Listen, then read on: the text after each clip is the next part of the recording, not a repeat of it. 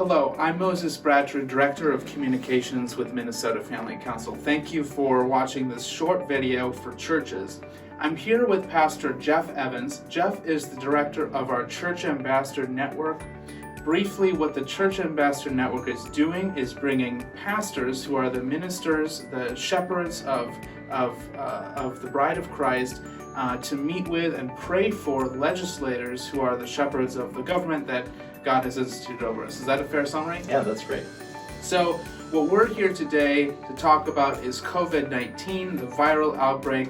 We know that you as a church leader have limited time. You're already working on the ground to help people in need.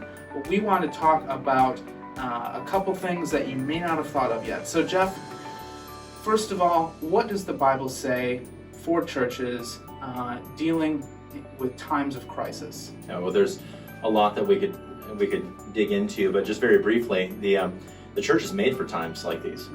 The church, in her suffering, as she engages with just fallenness in this world, she's able to unpack the mystery and the glory of the gospel in ways that are beyond even describing. So this is a very sobering time, at bare minimum, with the fear that's out there publicly, let alone how bad or mitigated the virus is. That kind of remains to be seen how this is going to play out. But there is a lot of fear, and we get to answer it with the love of Christ. So that's a tremendous opportunity, and we need to think that way, confidently, boldly, not being cavalier with it, but really lead with the gospel and watch the Lord act in people's hearts and lives. So would you say that the church is just as crucial in the life of the community and as the hands and feet of Christ, even when they may not be holding Sunday services? Yeah, for sure. It's not just about worshiping on Sunday. That's the high water mark. But out of worship, we then go into the week and we do the work with the joy of the Lord about us. Right. And it's not just our daily jobs, it's also the people that God puts in our path. And increasingly, I think He's going to be putting people in our path that we're going to have to decide how we best minister to. And that as well is exciting, even though it's very sobering too. So Jeff, your role at the Capitol, you are in contact daily with legislative leaders. You may be able to help churches see the big picture.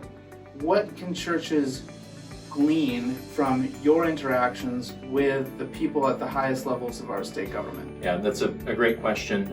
That's in process right now. So yesterday I reached out to various leaders in the House and the Senate and raised this question: what should the church consider doing in light of COVID-19?